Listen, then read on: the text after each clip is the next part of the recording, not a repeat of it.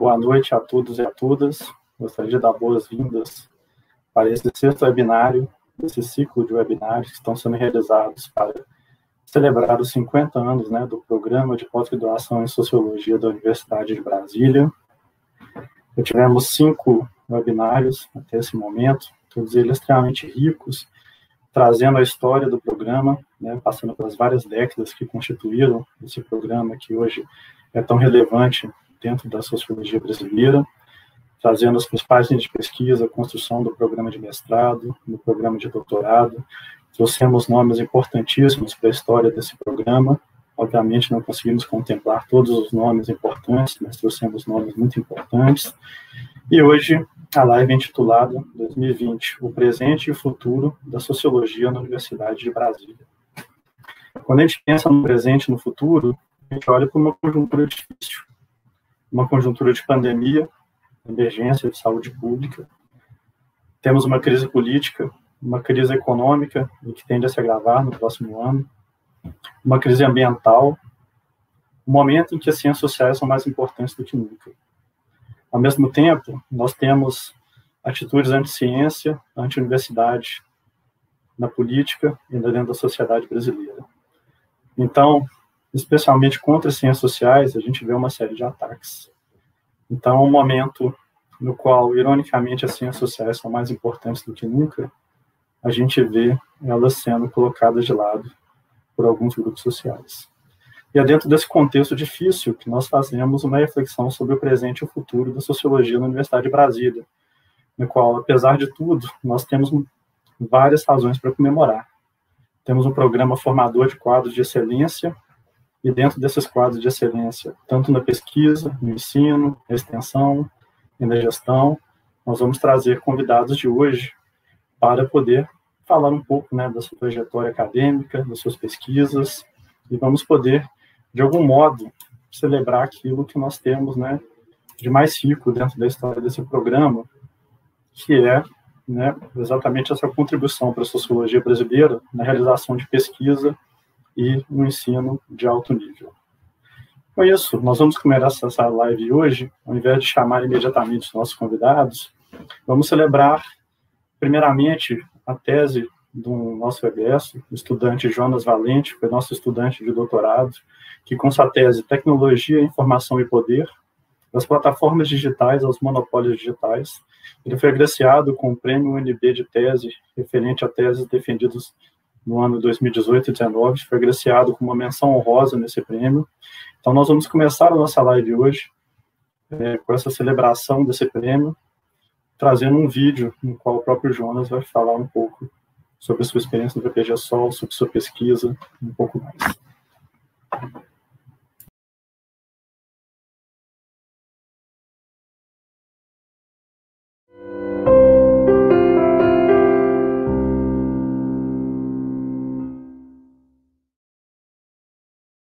Olá, eu sou Jonas Valente, fiz meu doutorado no programa de pós-graduação do Departamento de Sociologia, onde eu pude ter a oportunidade de conviver com professores, colegas e debates riquíssimos que me ajudaram a desenvolver a minha pesquisa.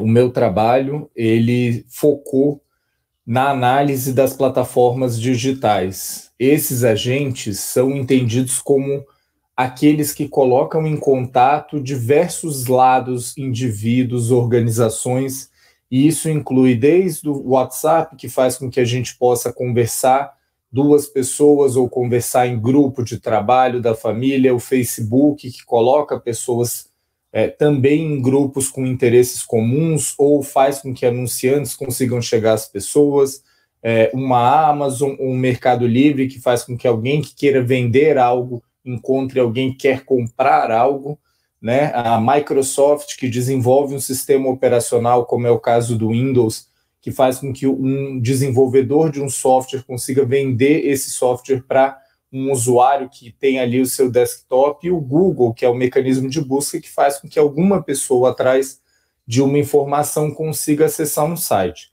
Então, essas plataformas não são novas, a intermediação existe há muito tempo nas sociedades. A gente pode pensar no exemplo aí do cartão de crédito ou do corretor de imóveis, mas a gente tem uma novidade agora, que é o fato da gente ter plataformas que são calcadas numa base tecnológica de tecnologias da informação e da comunicação digitais, plataformas que são baseadas na forte coleta de informações em relação a todos esses usuários que estão aí presentes, plataformas que se beneficiam aí da sua lógica de mercado multilados e dos seus efeitos de rede, ou seja, quanto maior a plataforma, mais interessante e mais atrativa ela fica, e com isso a gente vê a emergência dessas grandes plataformas digitais que não por acaso, né, se tornaram em muitos casos empresas com uma base de usuários gigantesca, na casa de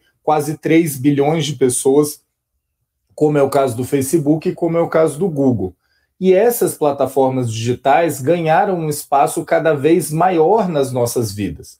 Não só do ponto de vista econômico, né? Cada vez mais a gente usa essas plataformas para fazer pagamentos, para fazer transferências. A PayPal é uma plataforma na área financeira, mas as próprias plataformas, o Facebook vai lançar um canal aí pelo WhatsApp, a Apple tem o seu sistema de pagamentos. São plataformas fundamentais na comunicação entre nós, e na pandemia isso ficou muito claro, e são plataformas fundamentais no debate político, né? Ou seja, a gente tem nos últimos anos uma preocupação crescente aí com o debate sobre a desinformação, sobre o discurso de ódio e sobre as formas pelas quais esses agentes influenciam o debate público, inclusive as eleições. O meu trabalho buscou compreender a evolução dessas plataformas digitais, tendo como estudos de caso o Facebook e o Google, né? O que foi possível perceber? A gente tem, de um lado, o Facebook, que nasce como uma rede social digital e nasce atendendo, aí é uma das provocações que eu trago, é exatamente a gente não compreender essas plataformas e a tecnologia como obra de engenheiros ou desenvolvedores brilhantes, mas como um processo que vem e se dá totalmente conectado com o capitalismo em algo que eu chamo de regulação tecnológica, né? Ou seja, você tem vetores sociais de regulação dos determinantes gerais da sociedade, você tem vetores próprios do setor de tecnologia, e essa tecnologia, como vários autores já abordaram, especialmente os da teoria crítica da tecnologia, ela é forjada pela sociedade, mas também impacta as dinâmicas dessa própria sociedade. A gente vê isso no caso do Facebook, né, que aí entrou num espaço que já vinha de outras redes, como o MySpace, para ocupar essa área de rede social, de interconexão entre as pessoas, mas que virou muito mais do que isso. A gente também vê no caso do Google, né, que nasceu para exatamente dar vazão a uma demanda de encontrar as informações na internet, mas que rapidamente se transformou numa empresa que possuía sistemas operacionais, como é o caso do Android, plataformas de vídeo, como é o caso do YouTube. Analisando esse processo de regulação tecnológica dessas duas plataformas, né, ou seja, tanto como o sistema capitalista influencia na construção delas, como o próprio paradigma tecnológico das tecnologias digitais influenciou para que elas tenham serviços cada vez mais móveis, cada vez mais calcados na internet, cada vez mais voltados para a coleta de dados, e como essas plataformas influenciam a sociedade, tanto no aspecto econômico quanto político e até mesmo cognitivo. Há estudos que mostram aí relações entre o Facebook e o bem-estar de jovens, ou entre o Google e a dificuldade das pessoas lembrarem até mesmo, né? E a percepção que eu tive exatamente vendo essa transmutação dessas duas plataformas é que essas plataformas digitais, e aí não só o Google e o Facebook, a gente pode falar sobre isso também, sobre a Microsoft, a Amazon, a Apple, inclusive plataformas chinesas gigantes, como as plataformas do grupo Tencent e de outros, é que essas plataformas se tornaram muito mais do que elas eram originalmente. E esse fenômeno eu chamo de monopólios digitais. Não no sentido do monopólio como uma estrutura de mercado concentrada, mas como agentes que aproveitaram essa grande base de usuários e promoveram uma mediação expansiva, ou seja, cada vez mais, com um grande número de usuários, com um grande volume de dados, com uma base tecnológica e se aproveitando desses efeitos de rede, essas plataformas, o Google deixou de ser um mecanismo de busca, o Facebook deixou de ser só uma rede social digital, a Amazon deixou de ser só uma empresa de comércio eletrônico, a Microsoft deixou de ser somente uma desenvolvedora de sistemas operacionais, e essas empresas expandem as suas atividades para novos nichos. O Google está desenvolvendo carros autônomos, a Amazon tem serviço de streaming de conteúdo, o Facebook tem equipamentos de realidade aumentada, e a grande importância e a provocação que eu trago no meu trabalho é que a gente precisa olhar para esses agentes, porque cada vez mais eles estarão assumindo um papel central na mediação das atividades sociais, e a pandemia mostrou isso em diversos segmentos, seja na educação, onde a gente tem a Microsoft e o Google com um papel fundamental de plataformas de ensino remoto, seja até mesmo na saúde, onde essas plataformas estão avançando para coletar os dados dos cidadãos e oferecer novos serviços. E isso tem impactos políticos e sociais bastante preocupantes, e é por isso que eu considero que esse é um objeto que deve continuar sendo estudado.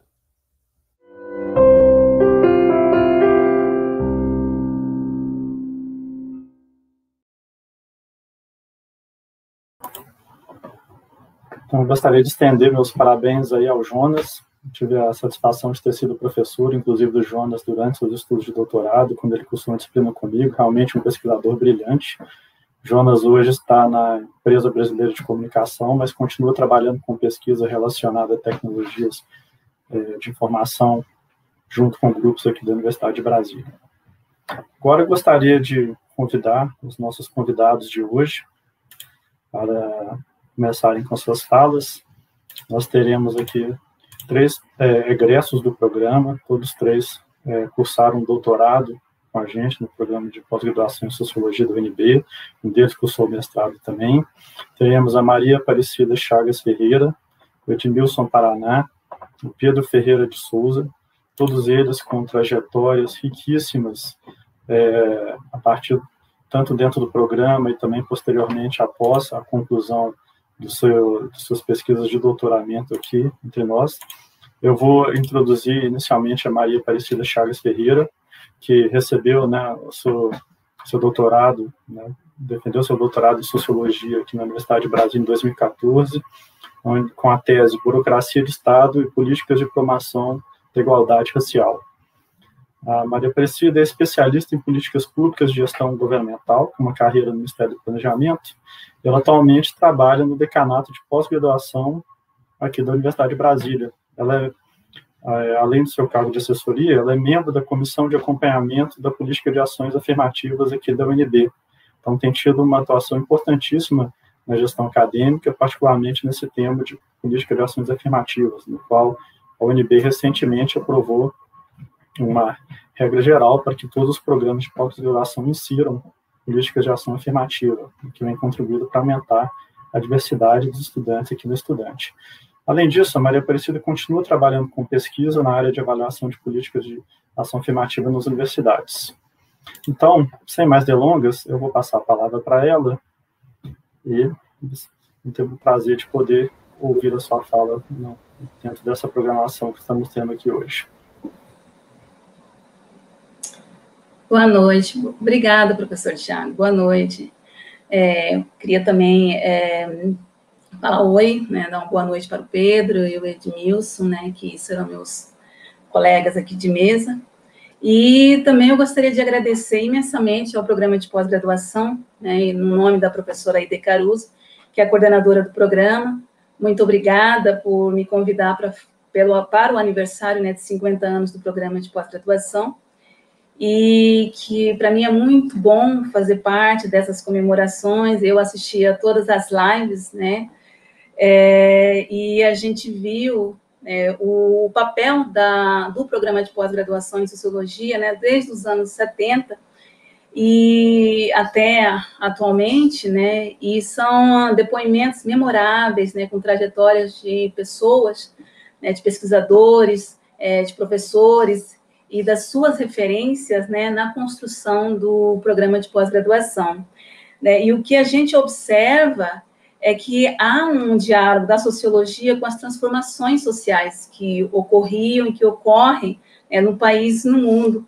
E isso a gente viu que se reflete, né, na produção de conhecimento da área, né? Nós vimos a quantidade de linhas de pesquisas que foram abertas, que foram construídas, como o movimento operário, a sociologia rural, a sociologia urbana, o patrimônio cultural, feminismo, relações de gênero e raça, né, e muitos outros.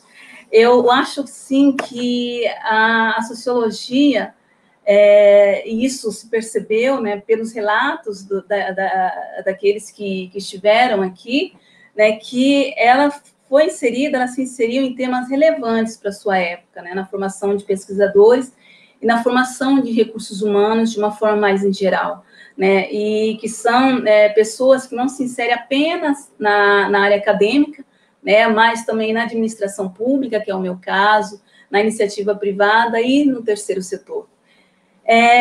Falando um pouco de mim, eu sou graduada em Pedagogia pela Universidade Federal de Mato Grosso do Sul, eu sou mestre em Educação pela Universidade de Brasília, e eu acho, assim, que dentro dessa trajetória, eu vim desenvolver o meu trabalho na sociologia em um momento também de transformações, né? Eu fiz o meu doutorado na área de relações raciais, onde eu tive como orientador o professor Joás Bernardino Costa, que me apresentou toda uma bibliografia e autores nacionais e internacionais que discutiam relações raciais, né, no Brasil e no mundo.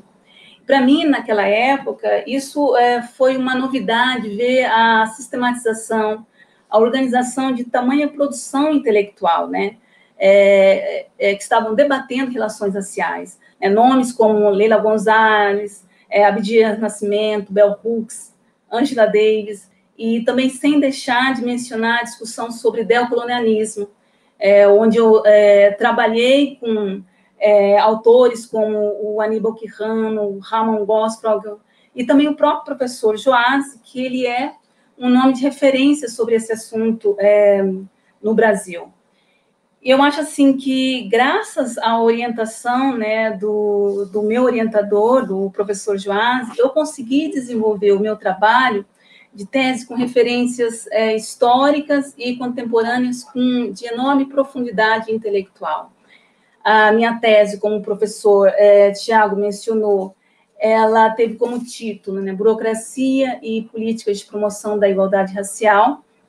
Isso foi muito motivado porque eu sou servidora pública federal, eu sou da carreira de especialista em políticas públicas de gestão governamental, que é uma carreira do atual Ministério da Economia, e essa carreira ela tem como uma atribuição a execução de atividades de formulação, implementação e avaliação de políticas públicas, assim como direção e assessoramento em escalões superiores da administração pública. Eu nasci em Campo Grande, Mato Grosso do Sul, e eu vim para Brasília em 1998, quando eu passei num concurso público para essa carreira. E como servidora pública desta carreira, no período que antecedeu a minha inserção no doutorado em Sociologia, eu era coordenadora de uma área na Fundação Cultural Palmares, e com esse eixo de formulação, análise e implementação de políticas públicas, e, como eu disse, muito em função do trabalho que eu realizava, eu tinha uma questão, eu tinha um problema, né, e como dizia o professor Sadi Dal Rosso, com quem eu tive aula de metodologia, né, você tem que ter alguma coisa que lhe incomoda, você tem que ter alguma coisa que você esteja procurando uma resposta, né, e eu tinha algo que me incomodava, eu tinha eu achava assim, que eu tinha uma dificuldade em encontrar uma resposta para isso, né, e essa dificuldade eu transformei em um problema de pesquisa. Então, o que significava, né, o que era? Olha, se nós tínhamos, né, na época, no programa de governo daquela época, nos instrumentos de planejamento governamental, uma linha de incidência do Estado no combate ao racismo, porque era tão difícil fazer com que as engrenagens do Estado trabalhassem em favor dessa política. Então, eu construí toda uma linha de raciocínio que me levou a uma teoria chamada de teoria da burocracia representativa, né, que eu tomei essa teoria como um instrumento, né, o meu instrumento de trabalho, meu instrumento de pesquisa. E aí eu lembro que eu cheguei na época, conversei com o professor Joás, né, trouxe essas argumentações, trouxe esses meus questionamentos, que talvez na época não estava tão redondo, acho que quanto está agora, ou até mesmo quando eu terminei de escrever a minha tese, né. Mas também havia uma outra questão, né, e nesse diálogo com o meu orientador, né, e também nas pesquisas que eu fiz, eu não tinha uma referência nacional sobre essa teoria. E, porque, enfim, para as pessoas que da sociologia, sabem o quanto isso é importante, né, que eu não tinha empiria, né, sobre esse assunto. E foi bem tranquilo na época, eu obtive todo o apoio do meu orientador para seguir em frente com o meu trabalho, porque aí é que estava a inovação, né, do meu trabalho, aí é que estava a inovação da minha pesquisa. Então, o que a gente procurou fazer era discutir até que ponto a burocracia estatal era um entrave para o avanço das políticas que naquela época, beneficiava a população negra, né? Então, a gente procurou entender o perfil, a trajetória social e econômica das pessoas que atuavam no ciclo de formulação, no ciclo de implementação e avaliação de políticas públicas.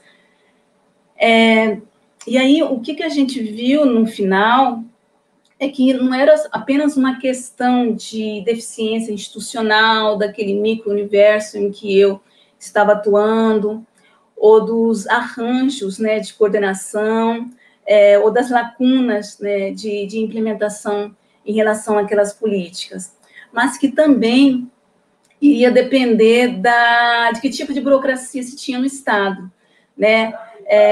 Uma burocracia que, tomando a teoria com que eu estava trabalhando, ela poderia ser uma burocracia de representação passiva, ou seja, que espelhasse demograficamente a população a que ela estava servindo, ou uma burocracia ativa, né? Estou trabalhando com as categorias dessa teoria, né?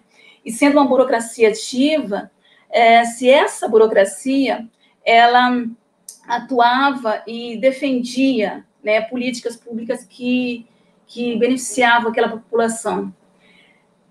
Só que até a gente chegar a essa conclusão, né, até você conseguir enxergar isso de uma forma mais cristalina, acho que leva-se um tempo, né, e na época essas questões não eram tão evidentes, e eu acho assim que hoje, para mim, elas estão até menos embaçadas, né, tanto que eu continuo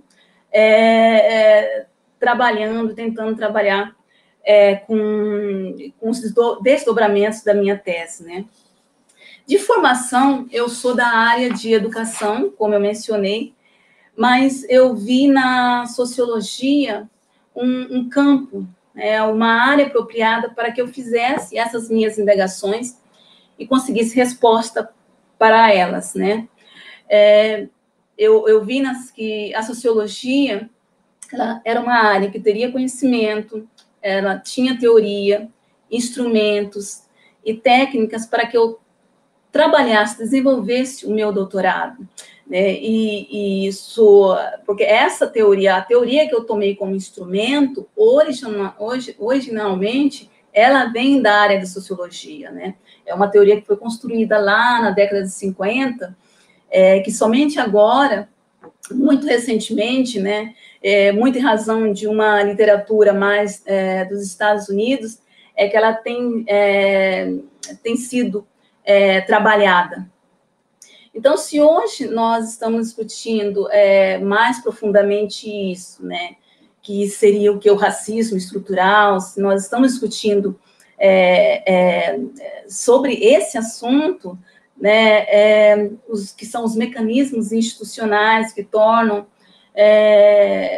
obstáculos, né, são obstáculos que são colocados à frente, à nossa frente, à frente da população negra, que a leva para uma vida de exclusão, né, e todos os indicadores se a gente analisar, né, em todos os indicadores sociais e econômicos que se olha no Brasil.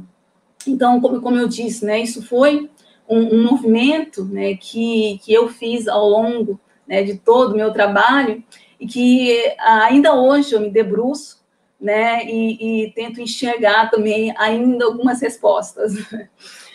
E também, como é a tradição no programa de pós-graduação em Sociologia, que foi relatado, né, por muitos professores que aqui estiveram, eu também busquei complementar a minha formação em outras áreas de conhecimento, né? Eu busquei a interdisciplinariedade.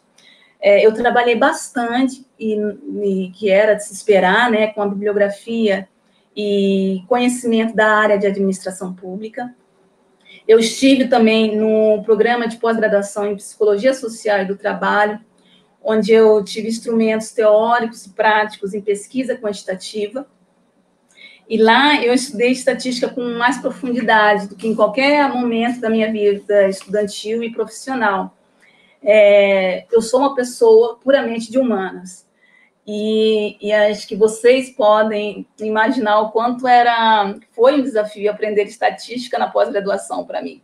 Eu acho assim que eu não sou uma bambambam, uma expert em estatística, mas eu acho que eu me viro bem em compreender o que está sendo dito, o que está sendo discutido. Eu, por exemplo, acho que eu consigo trabalhar com regressão linear sem me perder. E como eu estava imbuída, né, desse propósito de defender a minha tese com métodos quantitativos, né, além das disciplinas que eu cursei lá na Psicologia Social, eu tive a felicidade de fazer uma disciplina, né, mais uma disciplina de metodologia, que foi com o professor Marcelo Medeiros, né, na Sociologia, que foi uma disciplina de metodologia, mas com enfoque em técnicas quantitativas. Então, foi muito oportuno, foi muito rico, e isso contribuiu enormemente para a minha formação e também para eu conseguir desenvolver, né, as minhas conclusões, o meu trabalho, né, na tese. E eu penso assim, que se fazer estatística foi um desafio, eu tive um outro desafio que foi muito maior, que foi concluir o meu doutorado com bebê. Eu, na época, eu já era mãe de 2 crianças e no percurso do meu doutorado eu engravidei do meu 3º filho. E eu, lembrando sobre isso, escrevendo, né, sobre isso, eu me vejo, né, ainda hoje com Davi, né, na madrugada, no meio da noite, depois de dar mamar, de dar o peito para ele, colocá-lo aqui no ombro e deixá-lo aqui para arrotar, né, e enquanto isso eu lia os meus textos, eu lia os livros, né, e às vezes, assim, era um momento que muitas vezes a gente até perdia a conta, não sabia se arrotou ou não arrotou, né? Acho que se tiverem mães aí, acho que muitas de vocês, né, já fizeram isso também, né? E eu acho assim que ao mesmo tempo que tudo isso foi um desafio, né, isso me ajudou, né, me construiu como pessoa, me construiu como mãe, me enriqueceu também como doutoranda, né, e como uma pessoa que maneja temas e conhecimentos da sociologia.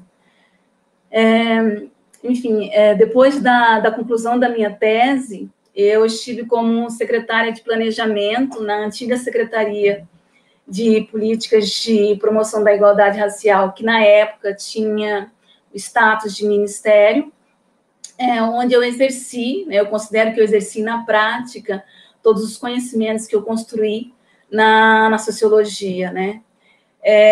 E falando sobre hoje, onde é que eu estou hoje, o que eu faço?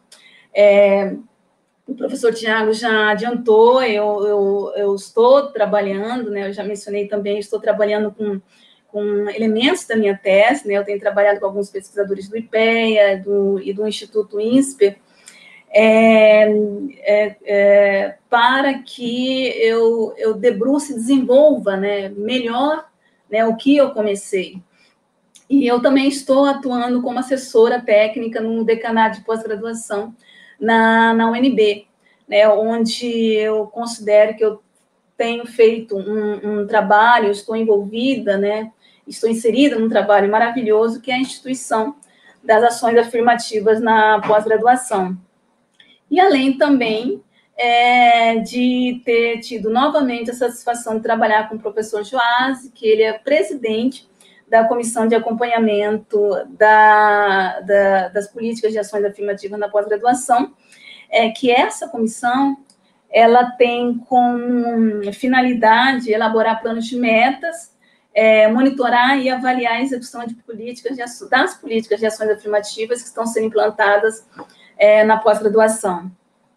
E também ali eu tenho tido a riqueza e o prazer de interagir com acadêmicos da própria UNB, com professores da UNB, que fazem parte também dessa comissão, e eu acredito que, sem dúvida nenhuma, isso vem enriquecer a minha trajetória profissional, né, e, por que não dizer, acadêmica. Eu agradeço muitíssimo, né, esse convívio e essa troca de experiências ali.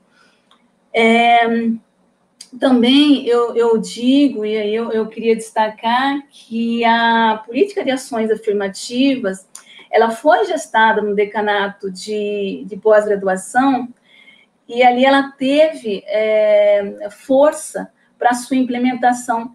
E eu digo isso pensando também, né, nessa engenharia da administração pública, de administração, né, que tudo isso se deve ao patrocínio de uma direção, né? Isso eu cito aqui a professora e a decana, a Dalene Moreira, a professora Antonádia Borges, que é diretora de pós-graduação, assim como, né, o professor Sérgio Kahneman, que é diretor lá de iniciação científica. Então, acho que graças à liderança dessas pessoas, a UNB, mais uma vez, ela inovou, né? Acho que ela desafiou aí vozes contrárias que, ao momento em que ela bancou a implementação das ações afirmativas na pós-graduação, né? Eu vejo, assim, que, por meio disso, a UNB defendeu a igualdade, defendeu a justiça e a democracia ao implantar as ações afirmativas na pós-graduação. E que eu acho que a gente tem um longo período aí para avaliar, né, para buscar ampliar nossos conhecimentos e também fazer aquilo que se propõe, né? Ampliar o quadro de pesquisadores, ampliar o quadro de professores nas universidades públicas. Já encerrando a minha fala, eu gostaria de agradecer a todos os professores, a todas as professoras do programa de pós-graduação em Sociologia, que acho que intermediaram esse conhecimento, intermediaram as suas experiências acadêmicas e, por não dizer, a sua vida, né, na construção, né, do conhecimento, do meu conhecimento, na construção do conhecimento dos estudantes ali da pós-graduação. E acho que eu lembro de, dentre as muitas interações que eu tive no campus Darcy Ribeiro, eu lembro de um momento em que eu encontrei o professor Sérgio Tavolaro, em que nós conversávamos sobre a discussão que estava ocorrendo no Supremo Tribunal Federal sobre a constitucionalidade das cotas na Universidade de Brasília. E acho que rememorar esses encontros, né, isso nos leva a uma reflexão que a gente tem um círculo de pessoas, um círculo de instituição que nos dá justamente essa sustentação intelectual para que a gente possa superar alguns obstáculos que acabam se apresentando na nossa vida profissional e acadêmica.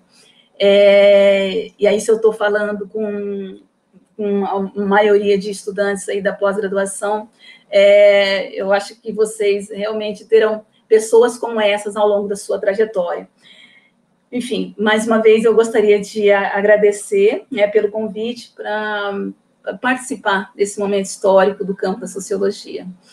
Muito obrigada, e eu devolvo a minha palavra ao professor Tiago.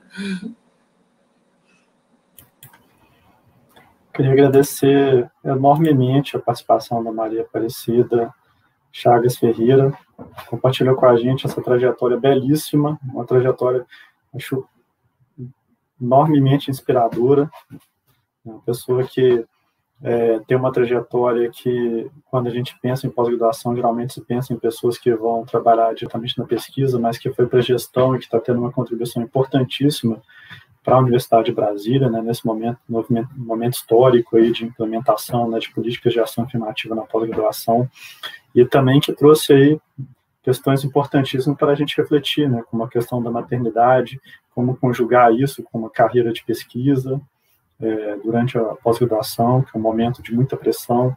Então, acho que é um relato extremamente inspirador aí para, né, a nossa comunidade aí, poder acompanhar essa trajetória e se inspirar aí para inspirar vários estudantes aí para terem trajetórias semelhantes. Bem, agora eu queria passar adiante, convidar o Edmilson Paraná, que é o pseudônimo, né, do Edmilson Cruz Santana Júnior. Ele atualmente é professor adjunto do Departamento de Ciências Sociais da Universidade Federal do Ceará. O Paraná realizou tanto o mestrado dele quanto o doutorado aqui com a gente no PPG-Sol. Ele defendeu a tese intitulada Dinheiro e Poder Social, um estudo sobre Bitcoin. A dissertação dele foi intitulada Finança Digitalizada, o papel das tecnologias de informação e comunicação no processo de financiarização da economia mundial. Ambos os trabalhos fazem um esforço muito interessante, né, de conjugar dimensões da sociologia econômica, juntamente com os estudos de ciência e tecnologia. A dissertação dele recebeu o prêmio UNB de dissertação, então temos aí também uma trajetória de destaque. Gostaria de convidar, né, agora, passar a palavra para o Edmilson, para todas essas colocações. Muito obrigado, Tiago. Boa noite a todos e a todas. Saudações, em especial, aos meus colegas de mesa. Quando a professora Aide Caruso me convidou para essa mesa, ela sugeriu que eu falasse um pouco da minha trajetória como pesquisador, né, particularmente sobre a importância do programa de pós-graduação em Sociologia, o nosso PPG-Sol, na construção dessa trajetória, e, por fim, sobre o futuro e o presente do campo de investigação no qual se encontra inserida a minha agenda de pesquisa, né? Eu vou buscar o meu modo, amarrar esses diferentes aspectos nessa apresentação, no tempo e no formato restritos que a gente dispõe, né? Deixando claro, desde já, evidentemente, que por conta disso, coisa que eu julgo importante vai acabar inevitavelmente sendo deixada de fora, né?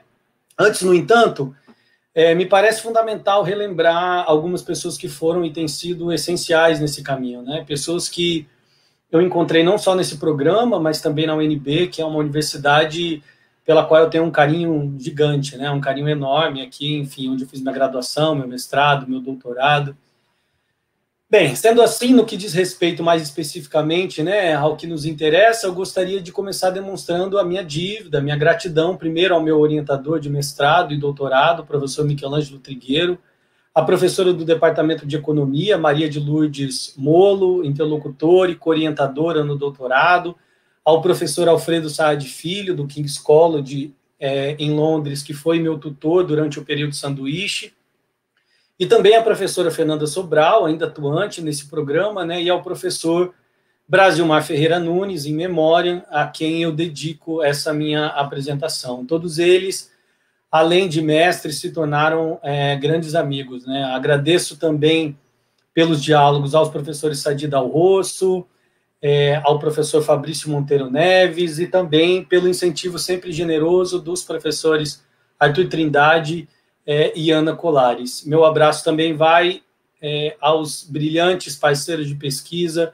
o Alexandre Pimenta e o Lucas Trindade, egresso também desse programa, ambos, né? Esse último hoje colega professor na Universidade Federal do Rio Grande do Norte. Bem, indo direto à provocação trazida pelo convite, creio que sobre inúmeros aspectos a minha trajetória pessoal e de pesquisa talvez seja um tanto inusitada, né? Primeiro porque eu sou comunicólogo e jornalista de formação, profissão em que eu atuei por um tempo como repórter e assessor de imprensa em Brasília, em parte, inclusive, enquanto eu cursava a pós-graduação, né?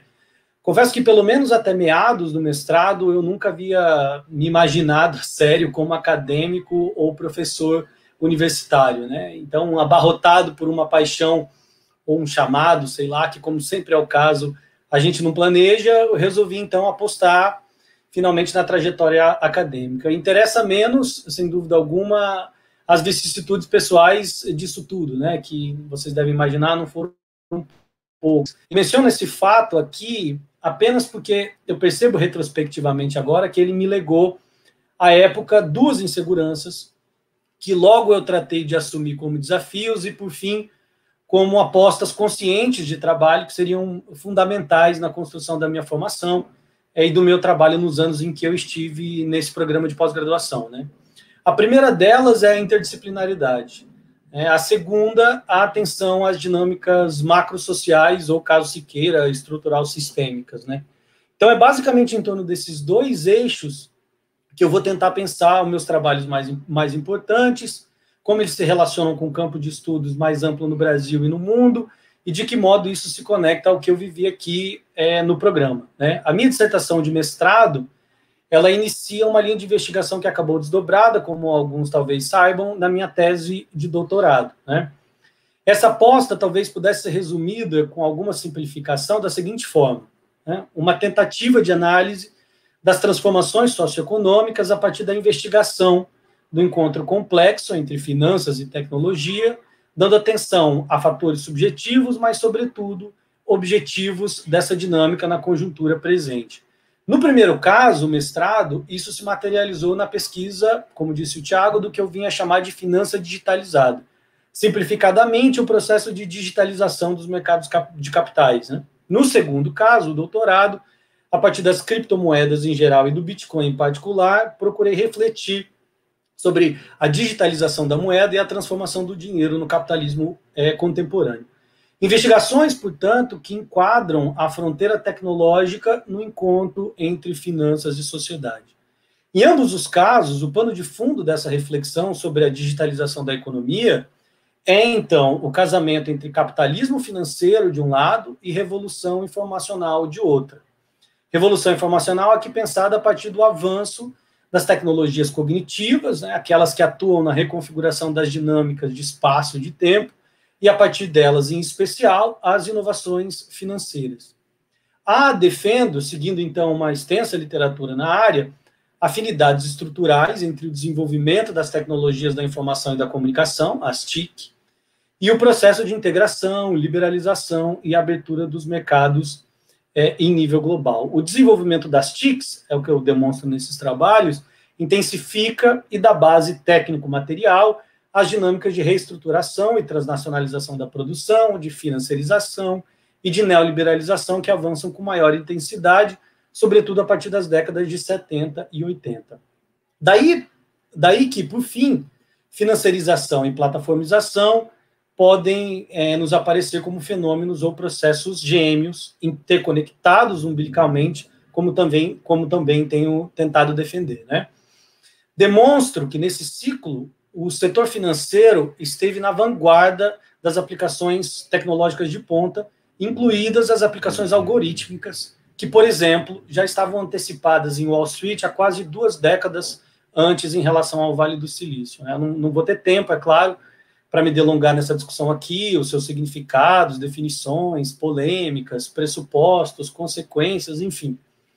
Interessa apenas apontar, novamente, que, desse modo enquadrado, trata-se de objetos que pedem necessariamente um esforço investigativo multidimensional, né, que equacione a um só tempo economia, política e sociedade, e, portanto, interdisciplinar, trazendo a campo ferramentas da economia política, da sociologia econômica, da teoria social, da sociologia da ciência e da tecnologia, mas também da filosofia, do direito, da ciência política.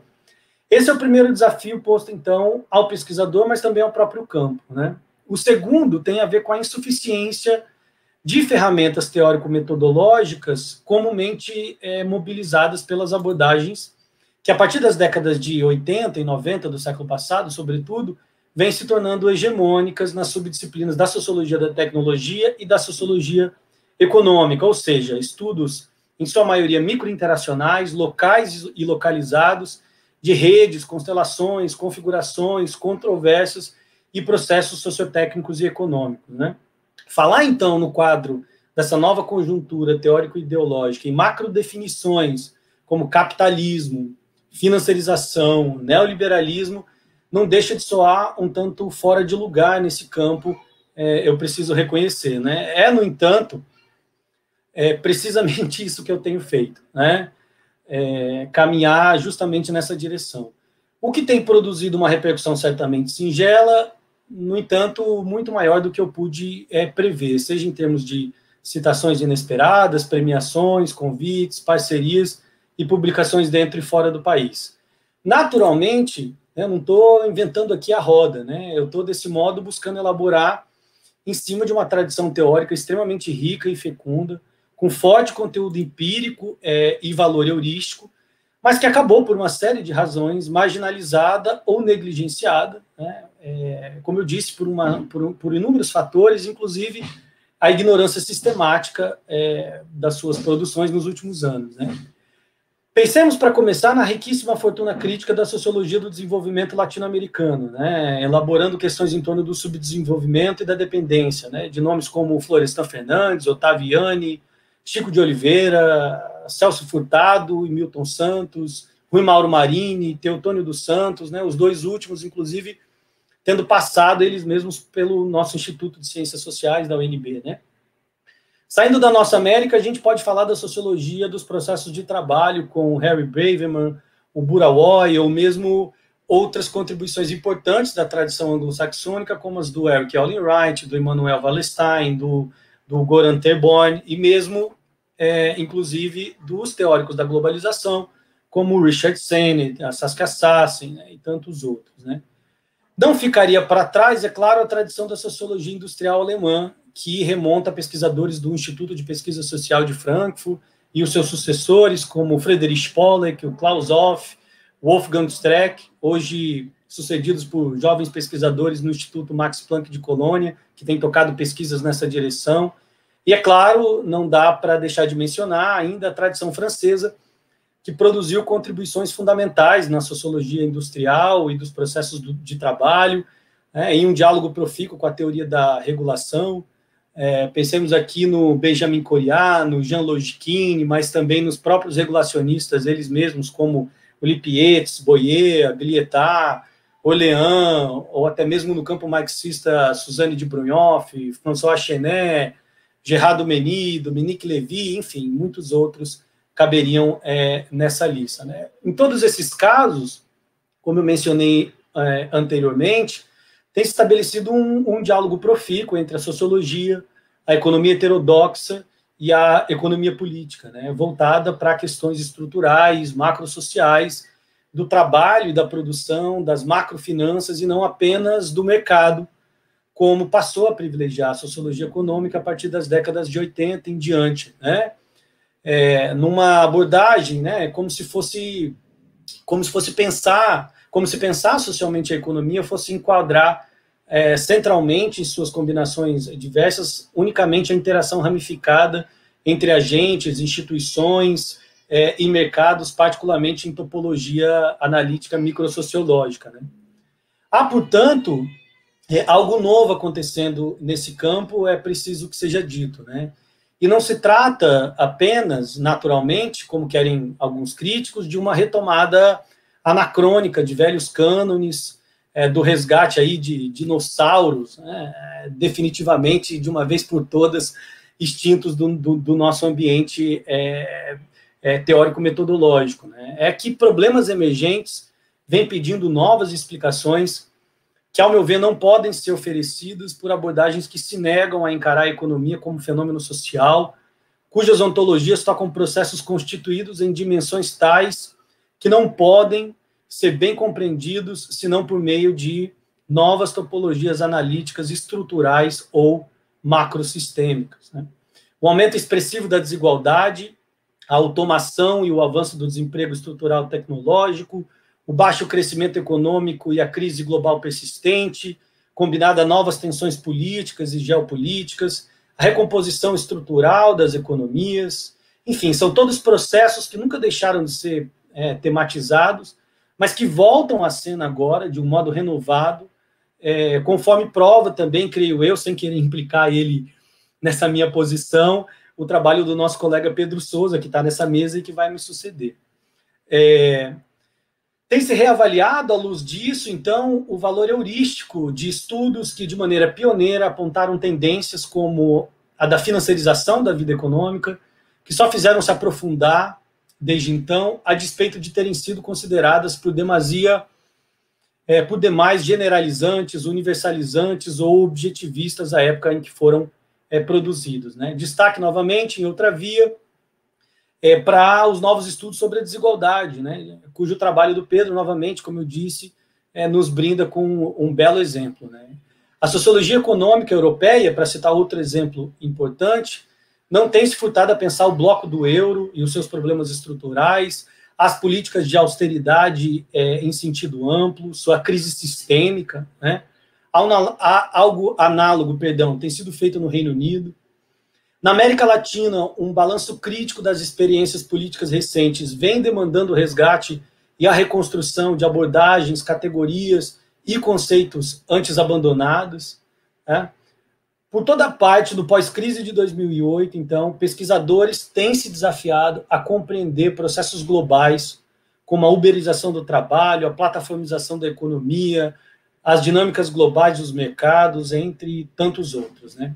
Vai ficando evidente, em suma, e de um modo novo, ao meu ver, que a economia, e mais especificamente a macroeconomia, e esse talvez seja o ponto fundamental aqui, é importante demais para ser deixada apenas aos economistas.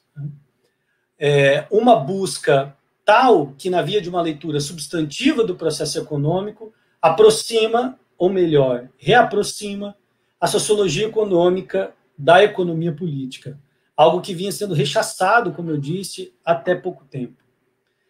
Convencido que estou, né, ao menos por hora, dessa trilha, gosto de pensar que faço parte dessa nova tendência na área, a despeito do preço que sempre se paga pelas escolhas teóricas que todos fazemos, né? No meu caso, a principal talvez seja ser acusado na economia de fazer sociologia e na sociologia de fazer economia, com todas as dificuldades institucionais que isso acaba impondo, né? E quando eu digo reaproxima, remeto também, é claro, aos clássicos da disciplina, para os quais a relação entre economia e sociedade ocupa desde o início o centro das atenções. Falo, claro, do Marx, do Simmel, do Weber, do Durkheim, entre tantos outros, né? Falar da reconstrução da relação entre sociologia econômica e economia política, sociologia da tecnologia e a teoria social, é abandonar de uma vez por todas, ao meu ver, uma certa iconoclastia juvenil, eivada de pendores neomilitantistas e anarcoides frente aos clássicos da sociologia. Algo que, infelizmente, ao meu ver, teima em se fazer presente em nossos programas de pós-graduação de parte a parte. Quando estudante, devo dizer, fui propriamente capturado por essa tendência tão popular entre nós.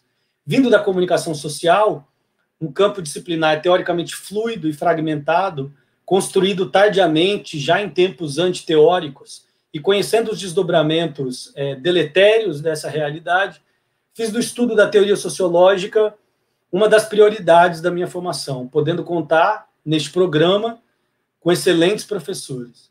De lá para cá, e agora também como professor, fiz apenas reforçar a minha clareza quanto à importância disso. Outra tendência ainda presente na nossa disciplina, essa ainda mais anacrônica, é a de um disciplinarismo burocratizante e corporativista. A junção de disciplinarismo com comportamento antiteórico, que teima em continuar existindo entre nós, me parece ainda mais contraditória. Isso porque encarar a séria complexidade dos objetos que eu mencionei é incentivar intelectual e institucionalmente a fecundação múltipla entre as distintas áreas e disciplinas, a formação cruzada e complementar em campos diversos do conhecimento, e não, ao contrário, fechar, repito, intelectual e institucionalmente, a sociologia em si mesma, seja em seus debates, eventos, produções e seleções para postos diversos na área. Então, mais em um momento em que se expandiram nos últimos anos os espaços de formação e diálogo da disciplina. O fato de inúmeros dos excelentes professores desse departamento e desse programa não terem licenciatura, nem mesmo graduação que seja em sociologia ou ciências sociais, acredito eu, prova o meu ponto. não apenas este programa, mas também as sociologias brasileira e mundial como um todo estão povoadas de exemplos de grandes professores em qualquer nível de ensino e pesquisadores que vieram inicialmente de outras áreas do conhecimento, como o direito, a economia, a comunicação, a filosofia e até as engenharias, como é o caso do meu ex-orientador. A sociedade pede de nós, ademais, penso eu, essa coerência entre discurso e prática. Aqui nesse PPG, eu encontrei um programa de formação sólido, porque, em grande medida, aberto e plural. Aberto e plural a ponto de deixar fazer e abrir espaço para um trabalho em chave teórico-metodológica distinta das modas intelectuais e teóricas vigentes, numa perspectiva que eu descrevi algumas vezes, no entanto, considerada desimportante ou ultrapassada em certos espaços. Nesse ambiente, então, desse programa, eu pude enrobustecer, em meio aos contraditórios, os mais diversos, a clareza quanto a um caminho de investigação sobre o qual pesavam, então, muitas incertezas, como sempre é o caso. Aqui, em meio a tal pluralismo, pude trabalhar com a tradição de uma linha forte de investigação quanto à ciência e à tecnologia, e aqui, nesse programa, junto de excelentes professores e colegas estudantes, pude avançar com rigor na minha formação teórico-metodológica. Apreço e atenção ao debate teórico, clássico e contemporâneo, que são os barômetros das nossas discussões, multidisciplinaridade, abertura intelectual e institucional, a construção interdisciplinar, atenção, mais particularmente, à inseparabilidade em dimensões diversas entre economia, tecnologia, sociedade e, por fim, disposição para pesquisar e pensar criticamente em linha com aquilo que se apresenta ou pode se apresentar como necessário socialmente, seja isso diretamente responsivo ou não às tendências e modas teóricas dominantes do momento, foram alguns dos aspectos e dimensões que pude aprender aqui, explorar, repensar e reelaborar para a construção de uma trajetória intelectual que apenas está começando e cuja pertinência apenas o teste do tempo, tão mais numa conjuntura tão difícil, poderá verificar. Agradeço de coração aos amigos e amigas do SOL, do programa e do departamento, que me deram a oportunidade desses anos de convivência conjunta e de trabalho conjunto, e também, claro, a atual direção do programa, pelo generoso convite para estar hoje nessa mesa comemorativa, que me alegra muito compor. Parabéns ao programa pelos seus 50 anos e que venham, espero, outros 50. Obrigado. Obrigado, Paraná. Muito feliz também, falo em nome do programa, estou muito feliz de poder contar com você aqui nessa parte final das comemorações dos 50 anos, uma trajetória também extremamente inspiradora. Paraná, a gente vê na fala dele, mas eu já acompanho, desde que eu cheguei aqui em 2014, como pós-doc, depois quando virei professor adjunto aqui na UNB, capaz de lidar com temas extremamente complexos e lidar com uma literatura extremamente abrangente de forma que faz sentido, que eu acho que é um desafio enorme. Essa é uma fórmula que tem tudo para dar errado, mas que dá certo, com pessoas que têm essa capacidade. Então, parabéns aí, Paraná. Seguindo adiante, chamar agora o Pedro Ferreira de Souza, o Pedro que realizou seu doutorado também aqui no PPG-SOL, concluiu em 2016, atualmente é pesquisador do IPEA, o Instituto de Pesquisa Econômica Aplicada. Em 2017, ele recebeu o Prêmio CAPES de Melhor Tese em Sociologia e também o Prêmio Unpox de Melhor Tese em Ciências Sociais com a sua tese intitulada Desigualdade Vista do Topo, a concentração de renda entre os ricos no Brasil, de 1926 a 2013. Além disso, a tese resultou no livro, Uma História da Desigualdade, a concentração de renda entre os ricos no Brasil, 1926 a 2013, o qual foi premiado com o Prêmio Jabuti, em 2019, nas categorias Humanidades e Livro do Ano. Então, passo a palavra para o Pedro.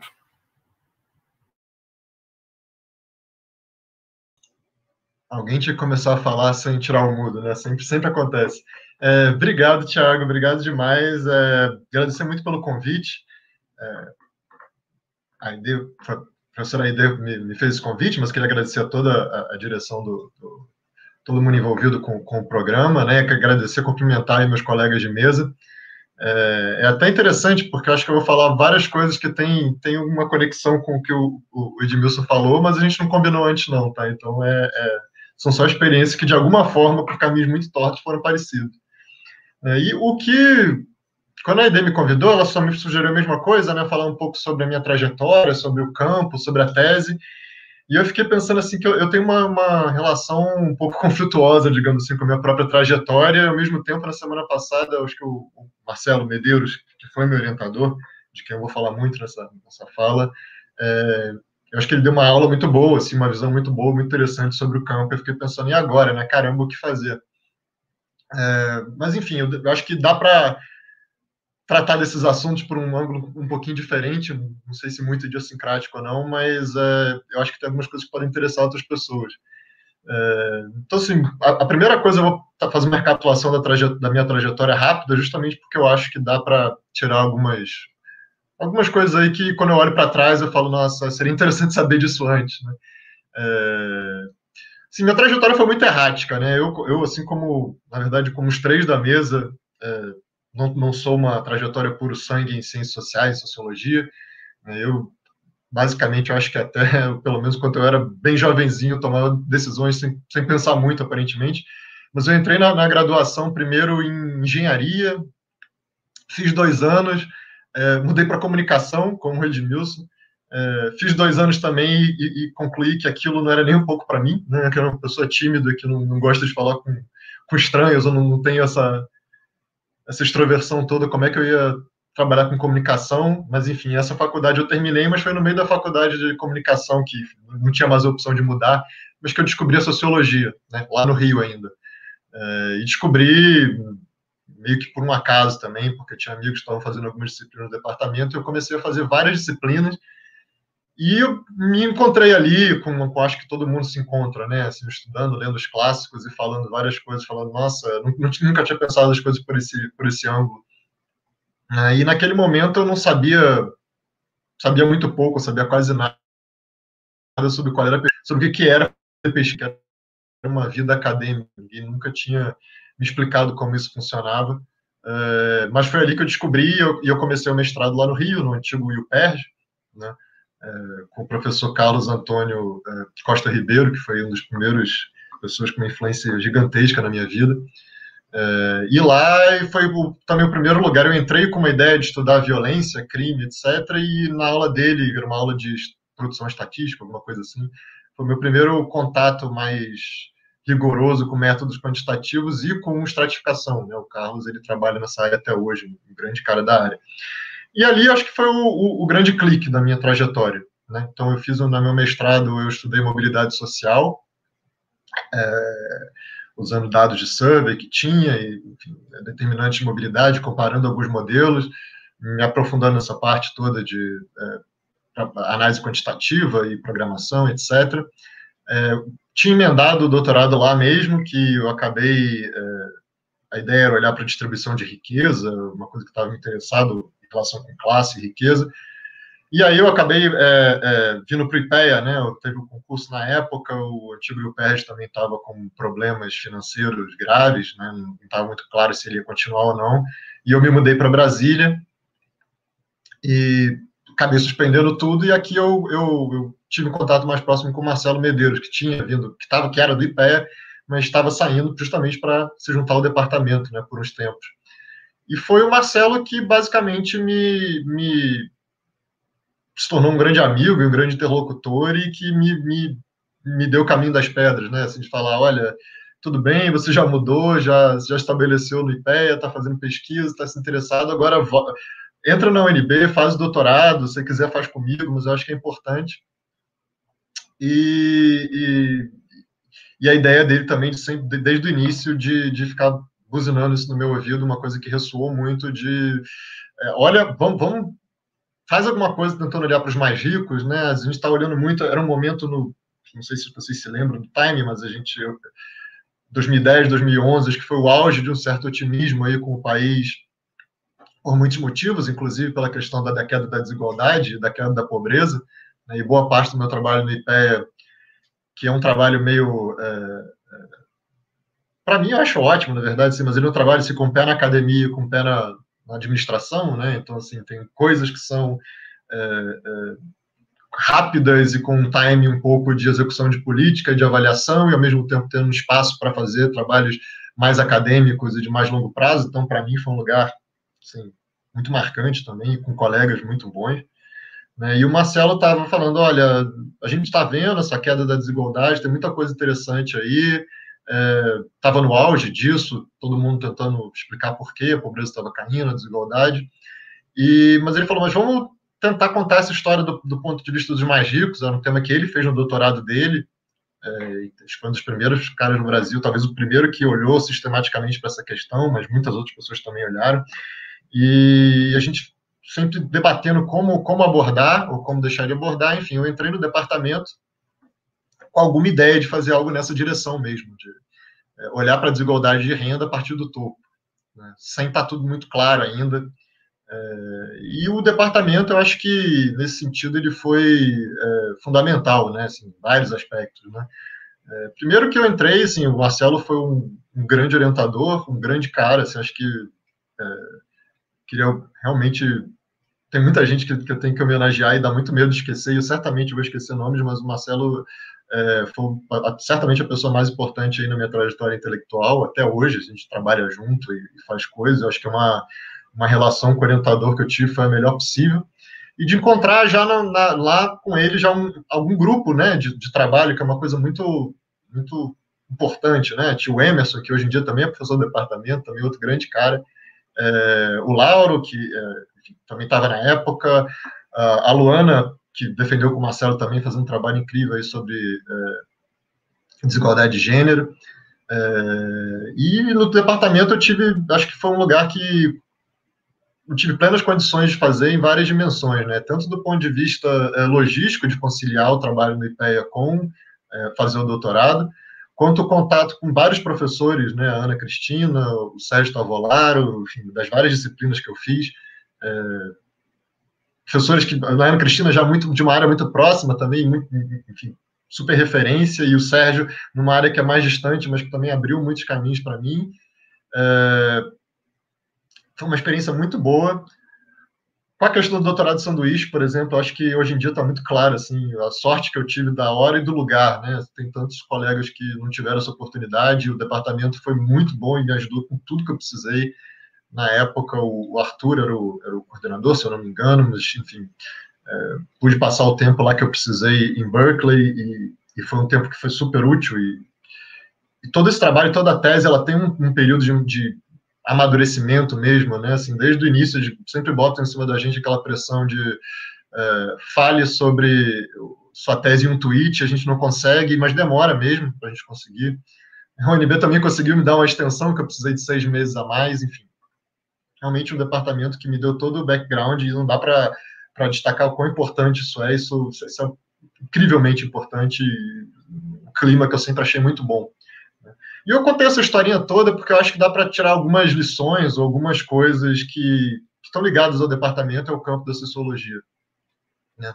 A primeira coisa é que essa questão da trajetória, e o Edmilson falou, e a Cida falou também, assim, eu sempre me senti um cara vindo de fora, assim, no campo, né, na sociologia, né, e isso demorou muito tempo para passar, eu acho que hoje passou, mas essa coisa que a gente tenta compensar de alguma maneira, né, assim, sempre um cara que, aquela sensação de que tinha alguma coisa óbvia que eu não estava percebendo, porque eu não tinha feito graduação, etc., tudo. E eu passei por vários lugares que foram muito acolhedores nesse aspecto, mas eu acho que o departamento de sociologia, né, e o programa de pós-graduação de sociologia da UNB foi assim, aquele momento que eu falei, eu definitivamente não estou sozinho, e isso é uma coisa legal do departamento e do campo, e não é um problema. Né? Minha turma, minha coorte era muito heterogênea, no melhor sentido possível, a nossa mesa é super heterogênea também no melhor sentido possível. Então, eu acho que é uma coisa que várias pessoas que eu converso que mudaram de área, de outras áreas, inclusive, compartilham essa coisa, e é impressionante como a gente às vezes fica sozinho nessas angústias, mas passa, né? E é uma coisa muito positiva. E especialmente depois que eu, com esse meu papel na sociologia, no IPEA, o IPEA, obviamente, é um lugar onde a maior parte das pessoas é economista, eu sempre me sinto um pouco como o Edmilson falou, assim, exatamente, eu ia falar exatamente a mesma frase, é impressionante, assim, por vias tortas, como a gente chega no mesmo lugar, né? Que sempre a sensação de na sociologia me acharem muito economista, na economia me acharem muito sociólogo, mas eu acho que isso é uma característica do nosso campo mesmo, assim, de ter fronteiras muito fluidas, e que a gente tem que saber usar do melhor jeito possível, porque pode dar muito certo, né? Eu acho que tem vários exemplos que dão muito certo, ou pelo menos intelectualmente é muito estimulante, né? De como você junta coisas que sua intuição diz que está certa, com algumas pressupostos teóricos, e como você analisa isso criticamente, como você olha também para o discurso de outras áreas, tanto de um jeito de tentar entender internamente esse discurso, como de ver as condições em que aquele discurso é possível. Quer dizer, acho que dá uma visão panorâmica que permite a gente fazer um certo meio de campo entre diferentes teorias e áreas que pode ser muito fértil, né? Não necessariamente vai ser fértil, mas pode ser muito fértil. Para mim, acho que na minha tese eu tentei fazer muito isso, sabe? Pensando assim, qual é a minha vantagem comparativa, para usar aí um conceito da economia, e assim, eu queria fazer uma tese de sociologia, né? Embora a maior parte do debate fosse com economistas, mas não só, mas eu queria fazer uma tese de sociologia, e eu acho que bom, não sei se deu muito certo, certamente tem coisas que eu faria diferente hoje, mas dá para fazer pontes, né, entre diferentes campos, e fica algo interessante, eu acho. A segunda coisa que eu queria falar é a importância de ter bons colaboradores, né, e de ter interlocutores, e o departamento me ofereceu isso, mas eu tive muita sorte também fora do departamento, seja no IPEA, seja no IUPERJ. Eu acho que tem muita gente que acaba ficando muito sozinha durante o doutorado, né? E é muito importante você ter bons coautores, bons colaboradores. Acho que a minha defesa, por exemplo, foi uma ocasião incrível de ouvir pessoas, tanto dos membros externos da banca, quanto os comentários da Ana Cristina, enfim, foi uma coisa muito rica, e é algo que acho que todo mundo deveria cultivar e se preocupar com cultivar desde o início, porque acho que isso dá um prazer maior a tudo que a gente faz, né? E indo já fazer uma transição para a tese, porque eu acho do campo, acho que tem dois pontos que eu acho importantes, né? Um é que minha trajetória é interessante, eu acho, na medida em que ela reflete muito a história do campo, né? O Marcelo fez uma breve história do campo de estratificação social nos últimos tempos, mas eu comecei estudando mobilidade, que foi um tema, classicamente, um tema da sociologia durante muitas décadas, né? A disciplina, talvez, com mais estudos sobre mobilidade social, né? Depois eu tive muito interesse, me debrucei, tanto empiricamente quanto teoricamente, sobre todas as teorias de classe, as críticas, as reformulações, os debates eternos. O Carlos tinha me indicado esse caminho, lá no mestrado, esse caminho de, não, porque você não olha para a riqueza, essa coisa nova de patrimônio que a gente está tentando medir e tal, e o Marcelo me trazendo de vez com esse debate com os ricos, né? Assim, é quase uma história do debate, do campo, né?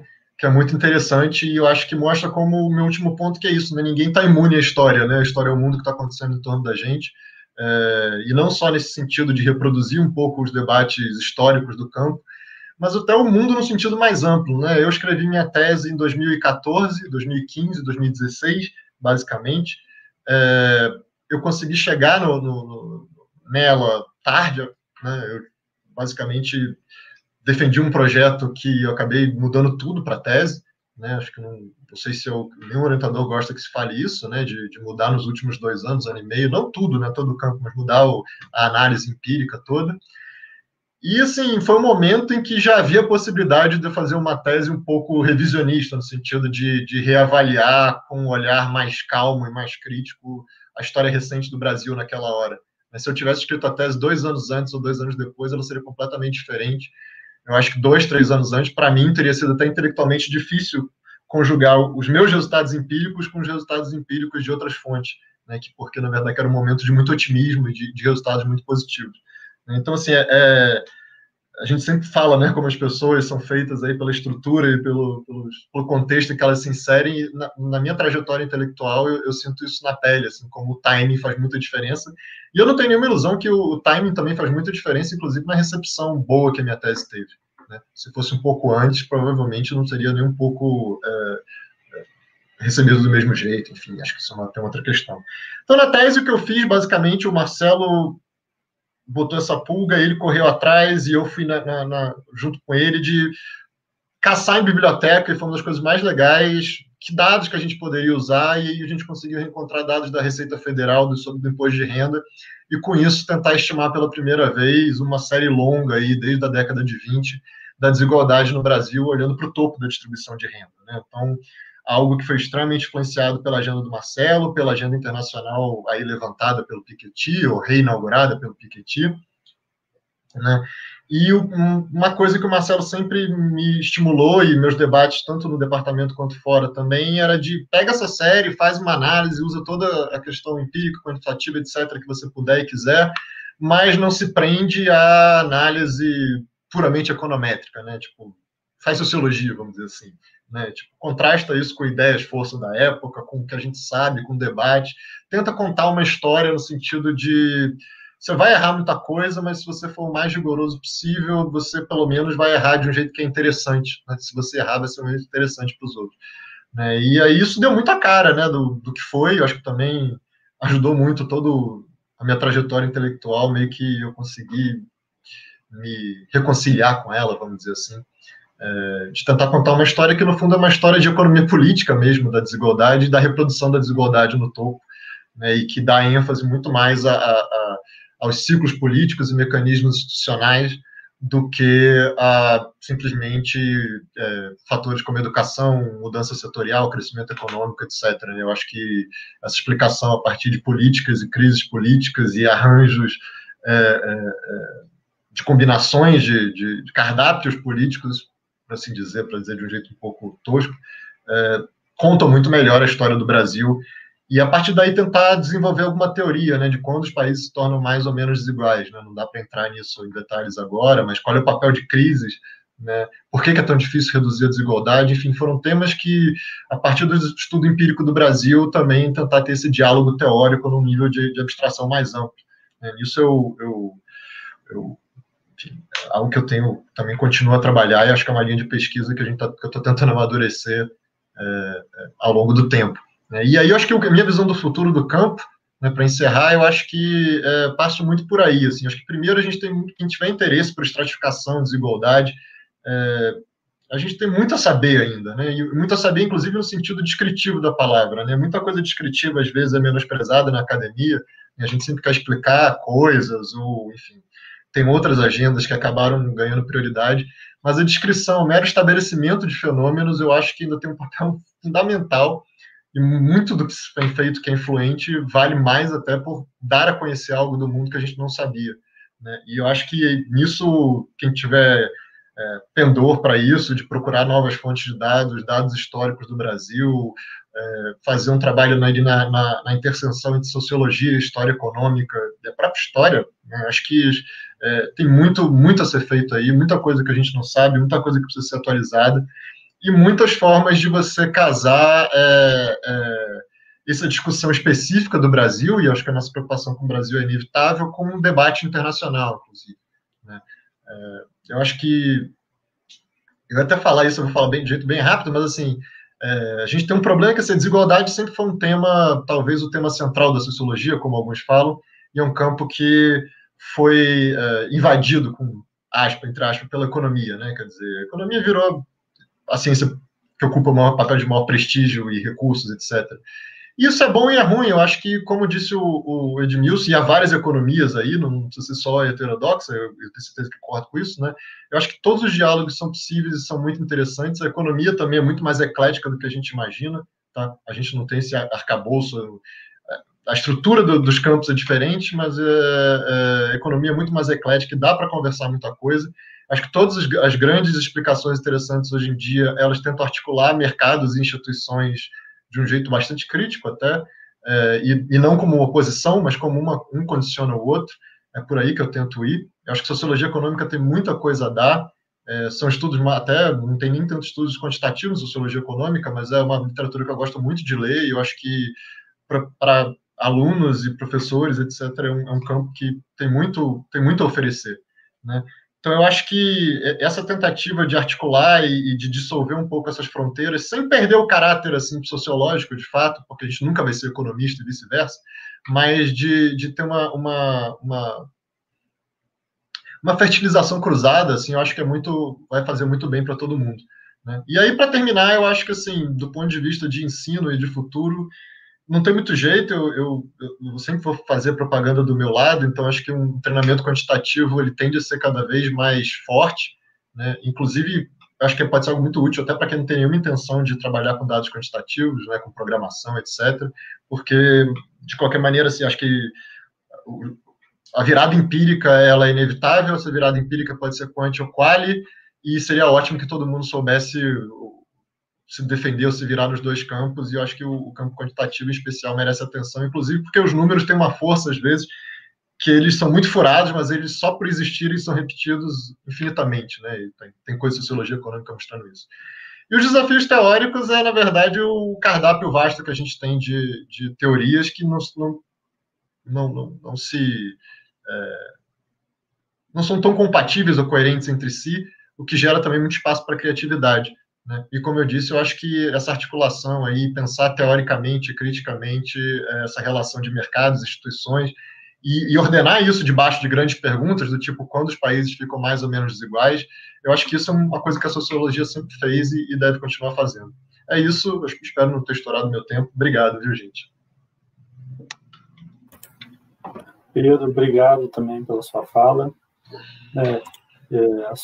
Assim como, né, os outros convidados, os outros egressos, né, sem dúvida também tem uma trajetória muito interessante, muito inspiradora, acho que dispensa comentários aí, porque, como a gente diz no futebol, né, tem a tríplice coroa, né, se unificou todos os prêmios aí com sua tese, né, ganhou o prêmio Apox, o prêmio da CAPES, ganhou o prêmio Jabuti, mas acho também, para além disso, né, destacar na sua fala, e acho que destacar na fala também do Paraná, da CIDA, né, essas trajetórias que às vezes a gente fica imaginando que uma pessoa que vai ter sucesso acadêmico é aquela pessoa que tem uma trajetória linear, né, que vai ter um início, meio fim muito lógico, muito bem definido desde lá do início, e eu acho que é importante os estudantes verem isso, né, que às vezes a pessoa começa, vai fazer um curso de engenharia, né, vai para comunicação, depois vai cair na sociologia, sabe-se lá como, e de repente se encontra. Então, assim, esses falsos inícios, né, que às vezes não querem dizer que a pessoa vai ser não está se encontrando na vida, né? Às vezes vai demorar, às vezes vai ter, né, trajetórias brilhantes como as de vocês três aí, a gente está encontrando aqui hoje.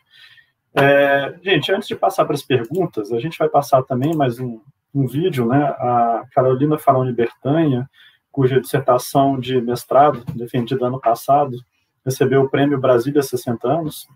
O prêmio Brasília 60 anos foi um prêmio criado pelo UNB, né, para comemorar os 60 anos da cidade, e premiou trabalhos que trataram exatamente do Distrito Federal. A tese dela se chama a dissertação dela, desculpa, se chama Quem Mora que se Adapta, entendimento público de riscos e práticas de convivência com a poluição do ar na FERCAL, Distrito Federal. A FERCAL é uma das regiões administrativas aqui do Distrito Federal, e ela ganhou menção honrosa, né, no prêmio Brasília 60 anos. Então nós vamos passar agora o vídeo, né, da Carolina Bertanha, e depois a gente volta para um momento das perguntas com, né, os nossos palestrantes de hoje.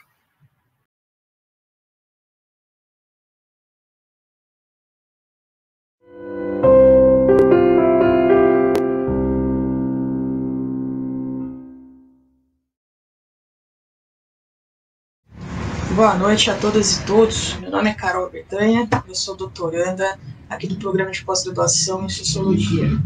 Em primeiro lugar, eu queria parabenizar o programa, os seus docentes, discentes, os técnicos, pelos 50 anos de ensino e pesquisa de qualidade que tem sido feita aqui na Universidade de Brasília.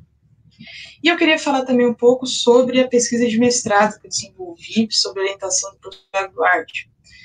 O objetivo da pesquisa foi analisar a forma como o entendimento público dos riscos, né, relacionados à poluição do ar na FERCAL, uma região aqui do Centro Federal, é construída pelos moradores da região.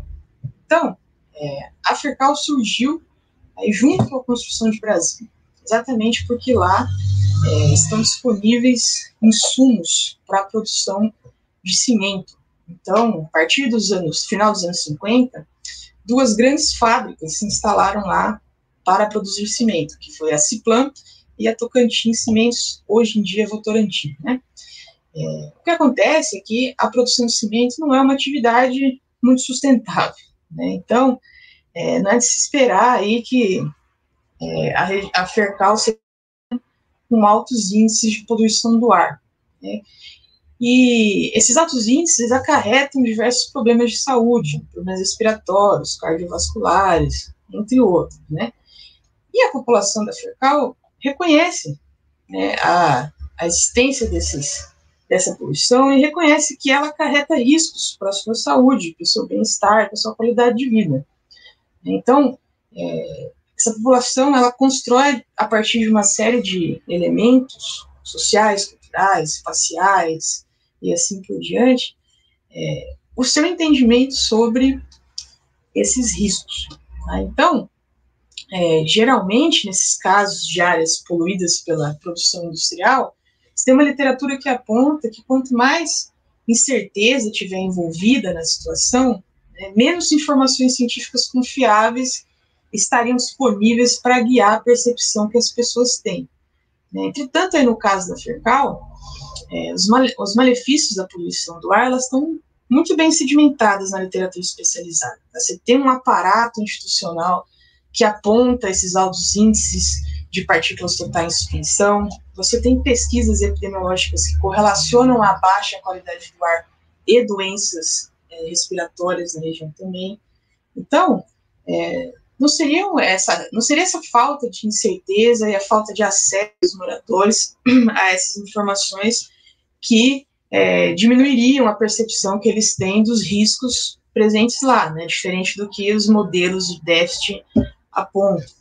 Você tem uma série de outros elementos que são estabelecidos aí ao longo do tempo, a partir das interações sociais entre os membros das comunidades, né, e a partir de uma série de significados que são compartilhados pela população da região, né, como, por exemplo, alguns marcadores sensoriais, o pó, a poeira, o barulho feito pelas fábricas, uma série de acidentes que acabaram sendo presenciados, né, casas que são cheias de rachaduras. Você tem marcadores espaciais também que tem a ver com a distância, né, ou a proximidade das casas, das fábricas. Você tem faixas de perceptibilidade que acabam organizando e hierarquizando locais específicos dentro da Fercal, onde os riscos são maiores ou menores, né, e claro, você tem sintomas que dão sentido a esses riscos aos quais eles estão expostos, né, são sintomas respiratórios que vão se arrastando no tempo, né, são consequências lentas, né, um tipo de violência ambiental que acontece lentamente e continuamente, não existem grandes eventos, grandes tragédias, ela vai se desenrolando, né, e aí a questão que ficou é como que a população lida com esse tipo de violência lenta, né? Então, há um senso de frustração geral entre a população em relação à impossibilidade de mudar as coisas tal como elas são. Então, existe uma insatisfação com as omissões do poder público, a falta de confiança nas intenções da fábrica, né? E foi me dito várias vezes que a situação não tem solução, que a população não tem poder, enfim, há um clima de desistência em relação às possibilidades de mudança. Mas apesar dessa frustração e da ausência de mobilizações tal como a gente classicamente encontra, andando lado a lado aí com problemas ambientais, na Fercal você tem uma série de hipointervenções, né, que foram identificadas aí para lidar com a situação, né, com a situação insolúvel, que são essas formas de lidar, né, esses feitos que são mundanos, talvez vistos como banais, né, e ações que às vezes ficam embaixo ali, do visível, mas que são maneiras possíveis de conviver e de se adaptar com a poluição exagerada, né? Então, essas intervenções identificadas são, por exemplo, o hábito de se fechar dentro de casa com as portas e janelas, o hábito de umidificar os cômodos da residência, uma rede de apoio que existe entre trabalhadores das fábricas e moradores para que as ruas estejam sempre molhadas, por exemplo, né? Você tem uma ação de limpeza meticulosa, né, das residências para que se retire dos olhos aquilo que denuncia a realidade da poluição. Você tem uma rede de cuidados com idosos e crianças, principalmente no tempo da seca. E, principalmente, você tem a formação de alianças aí, com uma das fábricas, especificamente, para que seja possível trazer condições socioeconômicas positivas para a comunidade. Já que a gente não pode lutar contra eles, então vamos usá-los para melhorar a nossa educação, a nossa saúde, o nosso emprego. Então, a pesquisa aí teve como resultado desencobrir esses processos sociais que estão envoltos na construção do conhecimento leigo, né, em contraponto a esse conhecimento tecnocientífico como a única forma confiável de interpretar o mundo social. E também, né, apontar alguns tipos de intervenções que empiricamente acontecem em regiões, em áreas que padecem de um tipo de poluição que é lenta e contínua. Muito obrigada.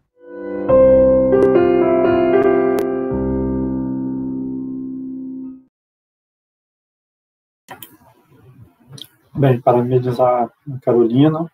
Eu sou suspeito, né, porque eu acompanho a Carolina desde a graduação, tive a satisfação de orientá-la no mestrado e ainda oriento ela no doutorado. Mas é uma pesquisadora brilhante, tipo de pessoa, né, que tem, né, ajudado, tem, né, contribuído aí, né, dentro desse programa aí para fazer debates aí de alto nível também, assim como os nossos egressos aqui de hoje. Bem, agora eu vou passar para as perguntas. Antes de passar para as perguntas, eu queria, né, fazer aquela parte básica de também incentivar as pessoas a curtirem o vídeo, se inscreverem no canal aqui do PPG Sol. Nós vamos continuar tendo uma programação aqui de lives, de webinários aqui no futuro. Agradecer também a participação de todos e todas que estão aí fazendo perguntas. São várias perguntas, eu vou lendo elas agora para os nossos convidados, e depois cada um responde, né, individualmente aí, as perguntas que lhe forem direcionadas, né. Vou pedir também que todo mundo tente, na hora das respostas, né, ter um certo cuidado com o tempo, porque eu sei que o debate ele pode potencialmente se estender aqui até, né, às 11h30 da noite, né. Então, são perguntas complexas e, obviamente, elas mereceriam um espaço, né, muito longo, mas, ao mesmo tempo, a gente tem que pensar que, né, nas demandas temporais das pessoas que estão nos assistindo. Então, vou começar com a pergunta do Sérgio Barbosa, né, que ele faz uma pergunta transversal para toda a mesa, como a nova geração de sociólogas, né, podem contribuir a executar pesquisas mais interdisciplinares, como colocou o Paraná, né, ao promover uma aproximação da sociologia com a economia, mas acho que a gente pode pensar também, né, a aproximação da sociologia com outras áreas, né, no caso da CIBA. Ana Cristina Colares, né, colega de departamento e do programa, professora aqui do PPG Sol, ela fala para o Paraná, poderia falar um pouco mais dessa interdisciplinaridade que encontrou no PPG Sol e quais os pontos de contato tem encontrado no seu trabalho entre a sociologia e a economia?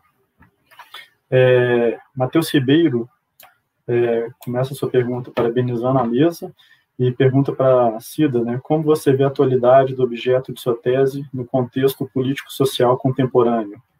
Em seguida, tem uma outra pergunta para a Cida, né, do Ulisses Ferreira, e também para o Pedro, né, como eles veem a relação entre a universidade e as políticas públicas num cenário de corte de gastos e, portanto, de limitações nas duas áreas. Passando adiante, temos uma pergunta do professor Fabrício Neves, nosso chefe de departamento atualmente, que pergunta para o Paraná. Paraná, fale de sua agenda de pesquisa hoje, quais teorias e métodos tem empregado? Marcelo Barra, a seguir, faz parabeniza a mesa pelas brilhantes falas e pergunta para o Paraná o que ele considera ser sociólogo hoje. O Paraná está com as perguntas aí que eu estou com medo, né? As perguntas do Fabrício e do Marcelo são perguntas, né, que dão pano para a manga. A seguir, o Matheus Ribeiro faz uma pergunta para o Pedro, que é como você avalia as possibilidades concretas no contexto contemporâneo nacional e global de redução da desigualdade de renda. A pandemia pode dar início a uma tematização nova do tema?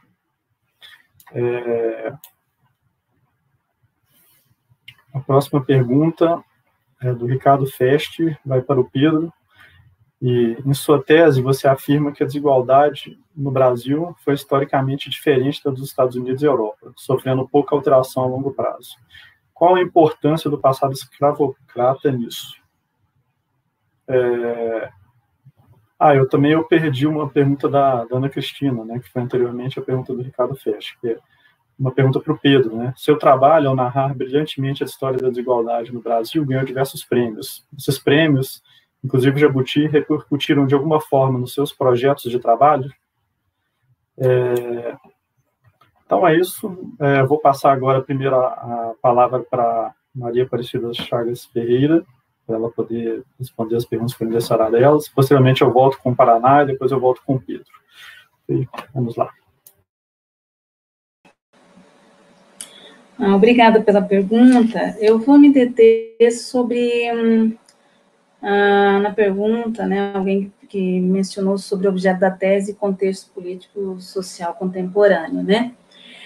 É interessante observar, né, que acho que esses últimos eventos, né, que se teve pelo mundo, muito motivado pelo Black Lives Matter, e também, obviamente, que isso não deixou de se refletir aqui no Brasil, né, a gente teve uma alta demanda, né, para se discutir questão racial no Brasil, né, e a discussão disso levou também à discussão sobre o papel do Estado, né, porque a gente sabe que a gente que estuda essa área sabe que a população negra ela depende muito da atuação do Estado. E aí uma das questões era que tipo de pessoas estão atuando no Estado, né? Qual é o perfil dessas pessoas, e se essas pessoas elas teriam condições ou estariam confortáveis, né, em desenvolver e trabalhar políticas públicas que beneficiasse essa população. Né? E isso vem muito na linha do que, na época, eu estava discutindo, que atualmente ainda estou discutindo, né? Que é essa representatividade no Estado. Porque acho assim, que não basta, e isso, às vezes, a gente questiona também onde é que estão os negros dentro do aparelho do Estado.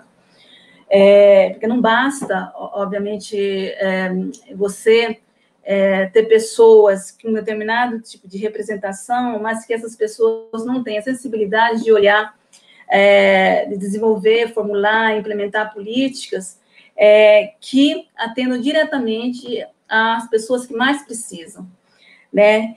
E isso veio muito para esse debate, né, para um debate que na época eu justamente estava querendo levantar.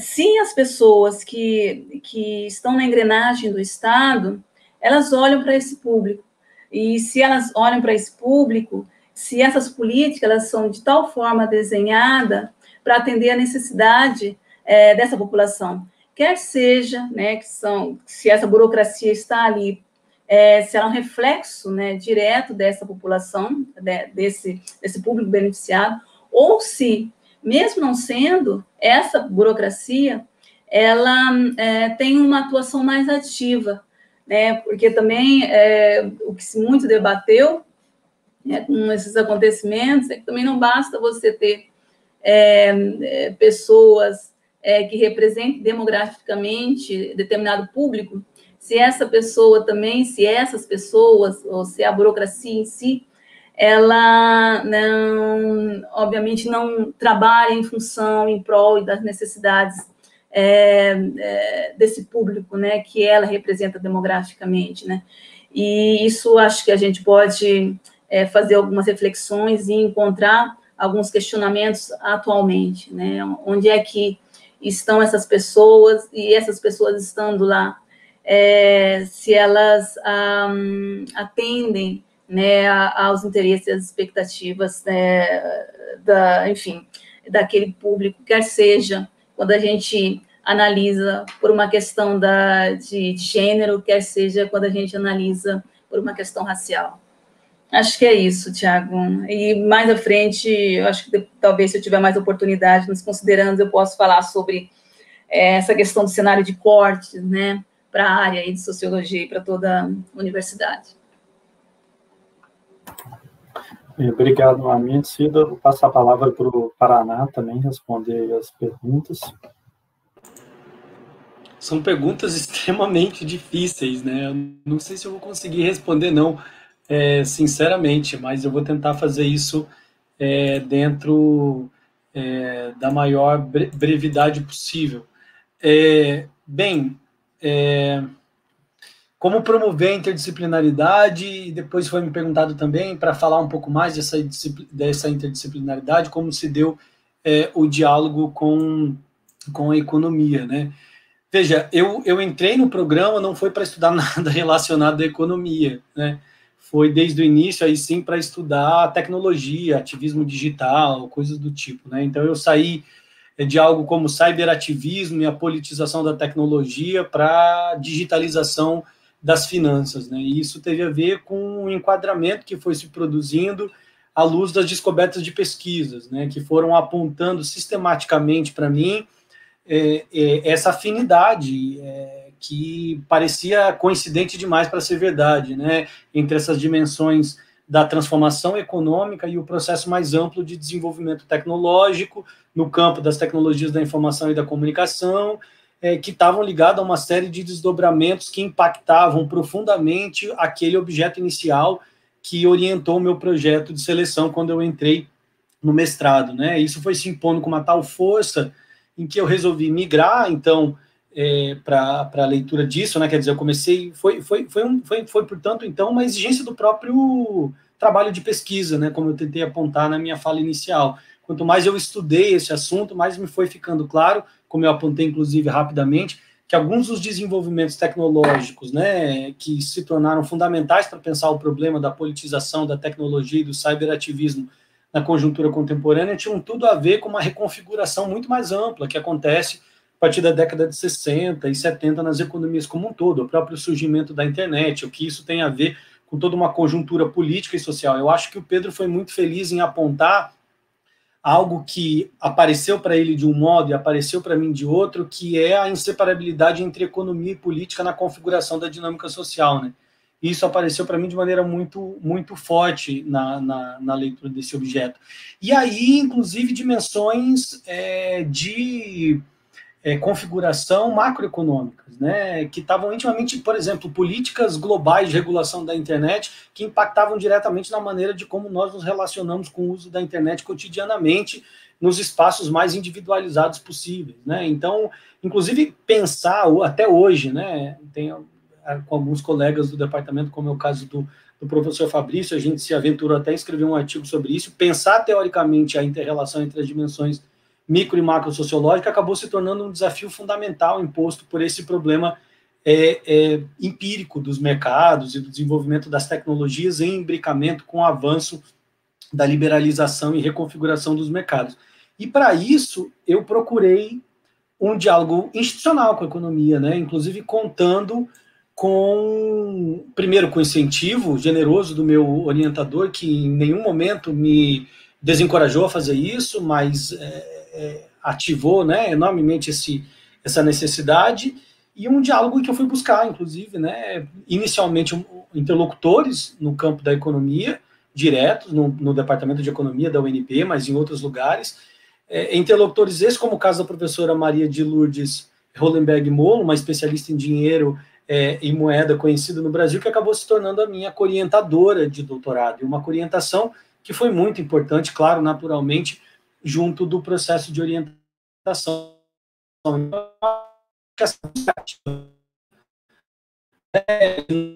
Informação fundamental, né? E ela envolve, claro, uma postura de orientadores, de pessoas, programas como um todo, de se aceitarem, né, esse tipo de comportamento, né? E o departamento de sociologia, o programa de pós-graduação em sociologia, certamente isso acontece, né, a institucionalização da coorientação, caminhando, possibilitando esses diálogos serem realizados no âmbito de eventos, debates, mesmo das bancas, tentando ser o mais rápido possível que dá, porque isso envolve certamente um conjunto de outras dimensões. Eu diria isso, né? Acho que uma busca ativa para aprender e ouvir de colegas de outras áreas, né? E aí, claro, um desafio enorme de entrar num campo que a gente não conhece e aprender do zero, né, com ele. Bem, não vou poder aprofundar mais isso para não exceder o tempo, e eu gostaria de utilizar meus últimos segundos aqui para comentar o que o Fabrício perguntou sobre a agenda de pesquisa atual, né? Também não vou ter tempo de me aprofundar sobre isso, mas atualmente eu estou realizando uma pesquisa num projeto internacional em parceria com os professores da Universidade de Cardiff, né, do Wizard, que é um instituto ligado à Universidade de Cardiff, os professores Paul Channing, Hal Fevre e Ian Jones, num projeto financiado pelo Conselho de Pesquisa Econômico-Social do Reino Unido, em que a gente está buscando avaliar o desenvolvimento da inteligência artificial e o impacto dela em diversos campos da vida social. O interesse deles fundamental é olhar para a ação política e para a reconfiguração do individualismo. Há um diálogo, então, portanto, com a teoria social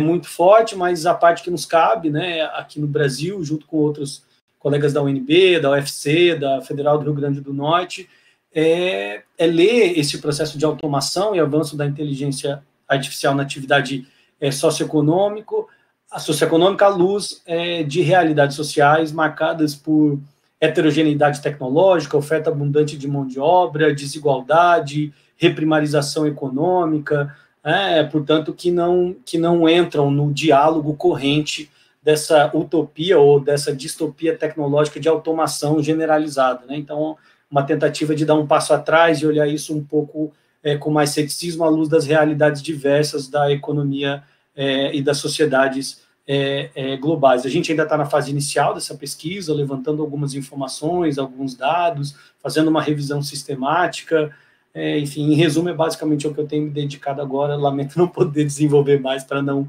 me estender, caso a gente tenha outra rodada. Eu entro nessa pergunta dificílima, que é o que eu considero ser sociólogo hoje. Eu não vou nem começar a tentar responder, porque eu acho que muitos de nós aqui teríamos um problema enorme em fazer esse debate aqui. Obrigado, gente. Então, obrigado, Paraná. Vou chamar o Pedro agora para ele responder também as suas questões. Vamos lá, Pedro. Perguntas ótimas também, realmente difícil responder rápido, né? Eu vou tentar passar aqui rapidinho, agradeço muito, agradeço a Ana, agradeço a todo mundo que perguntou, o Ricardo. Eu vou organizar um pouco, talvez, cronologicamente, vamos lá.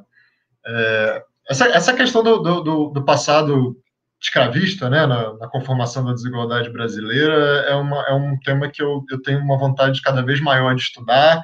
Sempre esbarra um pouco na falta de dados, né? Os dados que a gente tem para 1920 são muito precários, antes de 1872, então mais ainda, mas vamos dizer assim, eu estou molhando meus pés na água e tentando de diferentes meios. Eu fiz um artigo sobre desigualdade regional, que dá para fazer de mais longo prazo, mas a ideia, inclusive, um dos projetos é justamente tentar olhar pelo menos 1920 e aos poucos voltando no tempo, né? Com alguns amigos da história e historiadores econômicos. Tentar responder isso, né? Eu acho que o grande ímpeto desse... Tem algumas coisas muito claras, né? A trajetória dos países ricos ela é relativamente semelhante entre si, né? Pelo menos da Europa, Estados Unidos, etc. Quer dizer, você vê claramente ali, pelo menos no século XX, claramente o impacto das duas guerras mundiais, da Grande Depressão, etc. E os países em desenvolvimento, eles são muito mais idiosincráticos, né? Cada um né, para fazer uma paráfrase ruim de Tolstói, não, mas cada um realmente é desigual à sua maneira, com seus choques específicos. E é algo que já, por si só, sugere um grande retorno empírico e teórico para os estudos de longo prazo desses países, mas, sobretudo, por essa hipótese, né, do Jeffrey Williamson, que tem até ganhado bastante respaldo empírico, mas esse ponto dele de que, na virada do século XIX para o século XX, a América Latina e a Europa eram tão desiguais um quanto o outro, né? Os dois eram muito desiguais, mas a Europa estava parecida com a gente, né? Então, se quiser entender a América Latina hoje, entender o que a gente fez de errado no século XX, não necessariamente o passado escravocrata. Que é algo que, na tese, encontra alguma evidência a favor, mas tem um incômodo mais profundo aí, porque essa coisa que eu ainda não sei formular perfeitamente, mas é algo que qualquer brasileiro consegue admitir, que essa ideia de que a escravidão é outra coisa, né? Assim, é outro tipo de desigualdade, é uma clivagem qualitativa muito mais absoluta e brutal, que é difícil comparar. Se eu comparar uma sociedade escravista com uma não escravista, para mim eu tenho muitos problemas, né? Inclusive, usar as nossas medidas de desigualdade tradicionais para o Brasil pré-abolição, eu tenho muita dificuldade, né? Eu tenho muito desconforto com a forma como a literatura tenta avaliar a desigualdade de renda em sociedades onde os escravos eram uma fração significativa da população, né? Então, é algo que eu acho que certamente condicionou brutalmente tanto o desenvolvimento da desigualdade quanto institucional, econômico, etc., do Brasil. A resposta definitiva, eu espero, definitiva é meio pesado, né? Mas assim, uma resposta mais elaborada eu espero conseguir dar em algum tempo, que é um tema que realmente me fascina muito. Embora esteja claro que tem alguma coisa do século XX, de fato, que basicamente não era um destino, né, inexorável nosso. Eu acho que isso eu consigo aceitar, e acho que houve circunstâncias no século XX que explicam especificamente porque a gente está aqui agora, mas que há um efeito de longo prazo, é algo que a gente está começando a entender, não só em relação à desigualdade, mas em relação a várias outras dimensões da vida social, né? E não só no Brasil, no mundo afora. Acho que uma revalorização intelectual do estudo da escravidão como algo assim que tem consequências brutais de longo prazo é uma coisa que está muito, muito premente, né? E, de novo, é algo que, às vezes, a academia dá muitas voltas para encontrar uma coisa que é quase óbvia, né? Que a gente vê no cotidiano. Mas, enfim, eu espero ter respostas melhores para isso no médio prazo, né? Sobre a relação de como os prêmios repercutiram no trabalho, isso é uma pergunta super difícil, né? Assim, eu acho que a primeira reação é de um certo alívio, do tipo, ok, então acho que eu fiz uma coisa legal mesmo, né? De parar de ter dúvidas. A segunda coisa é, peraí, será que eu fiz uma coisa de errado para estar ganhando isso? Quer dizer, vou fazer uma certa sociologia dos prêmios. Por que estão me dando esses prêmios? Por que dão esses prêmios, né? Tipo, que condições existem que faz as coisas estarem indo por esse caminho? Então, tem uma certa autoanálise aí que fica entre o sociológico e o psicanalítico, no fim das contas, mas é óbvio que foi super bom e que, na verdade, acabou abrindo porta, que também é outra coisa sociologicamente interessante, como uma certa chancela institucional te bota numa dependência de trajetória aí do Matthew Effect, lá da sociologia americana, de receber vários convites e oportunidades que surgiram por causa dos prêmios e acabam resultando em novas oportunidades, enfim, vantagens cumulativas, né? Então é interessante, assim, botar... Eu acho que repercutiram mais nessa forma de eu tentar me distanciar e tentar ver sociologicamente o que estava acontecendo e psicanaliticamente idem, né?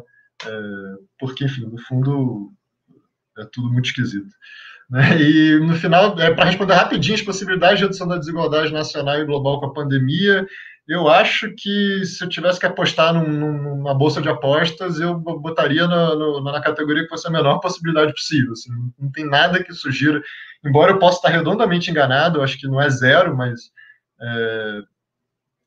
não tem nenhum esforço organizacional e de formação prévia de coalizão que pareça que vai redundar em reformas de longo alcance que possam reduzir a desigualdade, né? Pelo contrário, uma ideia que foi muito cara e que funcionou politicamente nos Estados Unidos e na Europa de algo politicamente organizado de precisamos repartir sacrifícios e nosso destino é conjunto, não foi exatamente visto nessa pandemia, né? Eu acho que tem movimentos que estão puxando para uma direção mais igualitária, o movimento negro, super importante, toda a coisa do Black Lives Matter e a repercussão que teve no mundo afora, mas assim, a organicidade disso com o sistema político ainda me parece muito frouxa, né?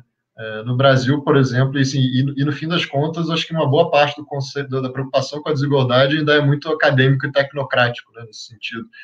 Você vê por outro lado, e aí eu estou mais especulando qualquer coisa, mas o que politicamente um certo retorno nacionalista, xenófobo, etc., tribalista, seja lá como vocês queiram chamar, parece muito mais forte, pelo menos nesse curto prazo, né?